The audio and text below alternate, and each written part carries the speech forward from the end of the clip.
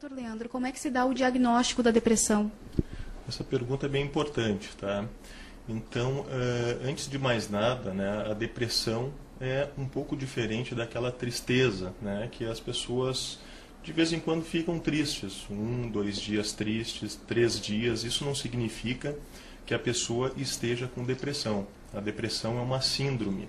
Existem alguns critérios que a gente busca, né, critérios diagnósticos para identificar a depressão. Então, a pessoa que está deprimida, ela está com humor há mais de 2 semanas deprimido, tá? Ela perdeu o interesse, o prazer pelas coisas, o sono, o peso começam a ficar desregulados, tá? O desejo sexual, vem sentimentos de culpa também, e existem pensamentos recorrentes até de suicídio. Isso deve estar presente por mais de 2 semanas para a gente conseguir fazer esse diagnóstico de depressão. Menos do que isso, ainda a gente aguarda um pouco, né? Então, o diagnóstico de depressão ele é num tempo duradouro. E quais são as causas mais frequentes da depressão? Bom, existem fatores biológicos, fatores genéticos e psicossociais, tá? O que se estuda muito são os fatores biológicos, tá? Então, se vê uma certa desregulação de neurotransmissores, como a serotonina, noradrenalina e dopamina. Então, se estuda muito essa desregulação de serotonina, né? Se vê em pacientes deprimidos um baixo estado desse neurotransmissor. Tanto é que os antidepressivos são eficazes e regulam de novo esses neurotransmissores.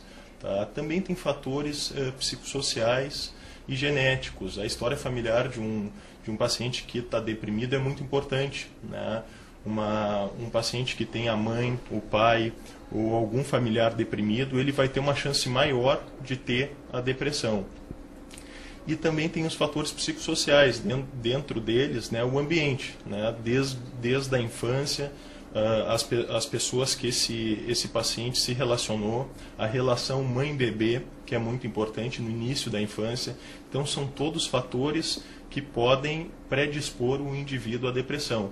A gente tem que avaliar bem como é que essa pessoa teve o relacionamento com a mãe, principalmente, com o pai, com familiares, quem cuidou dele, como é que foi essa trajetória de vida.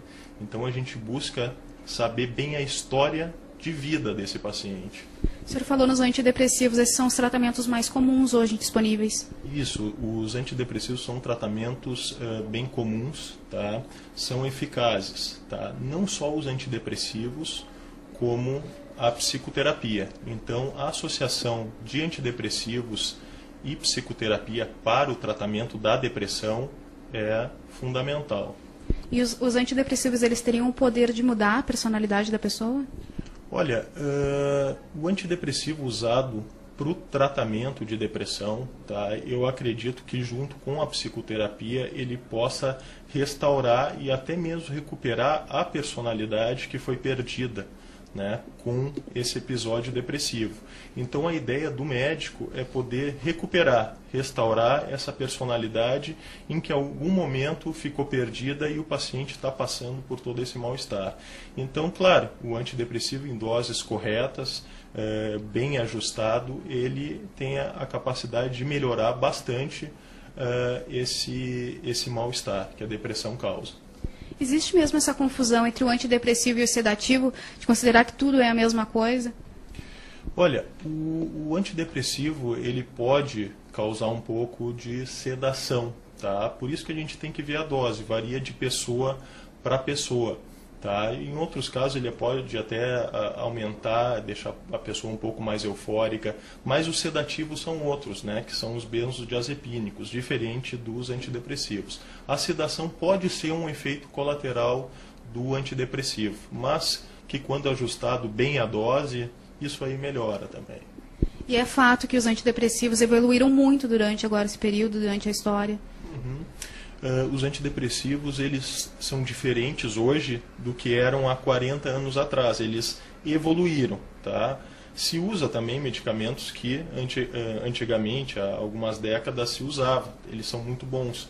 O que eles evoluíram foi na questão de efeitos colaterais. Hoje se tem a mesma eficácia, né, de antidepressivo, até uma eficácia um pouco superior, com menos efeitos colaterais. Então, como eu disse, os inibidores seletivos da recaptação da serotonina, inibidores da recaptação de noradrenalina, os inibidores duplo de recaptação tanto de serotonina quanto noradrenalina, eles têm efeitos colaterais mais baixos, podem ser bem administrados, sem risco, sem problema algum.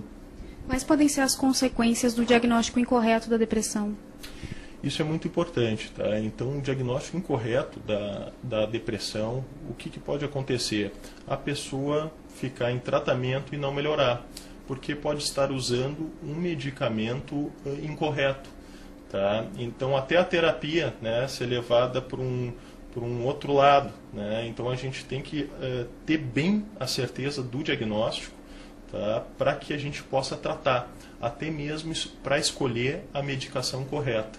Então, o problema de ter feito um diagnóstico incorreto é de ele não estar usando um medicamento correto, que poderia trazer um benefício em alguns dias, ou até um mês, 2 meses, ele já poder se sentir melhor.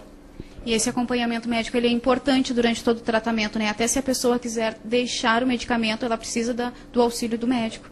Quando a pessoa está em uso de medicação, tá, ela precisa do acompanhamento médico. Tá? Então, isso é bastante importante para ver como é que ela está tolerando essa medicação, se está fazendo efeito, se não está fazendo efeito. Então, o acompanhamento é importante. Tá? No caso da depressão, como a gente falou, onde a gente encontra esse diagnóstico, a psicoterapia, muitas vezes de forma semanal, ela até vai ajudar melhor, tá? Do que esse acompanhamento que fica mais espaçado. Tá? Então, o médico ele precisa de tempo com esse paciente, tá? Para melhorar também o vínculo desse paciente, a relação dele com o paciente, que isso que vai melhorar esse paciente da depressão. Tá certo. Tem uma questão que o senhor queira acrescentar?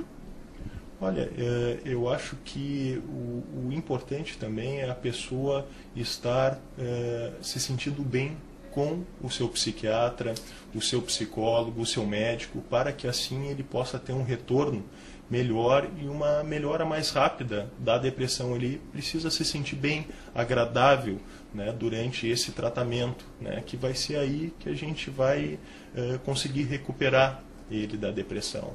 Tá? Então, dentro da depressão, a gente precisa resgatar também a paixão do paciente pela vida de novo, que se perdeu.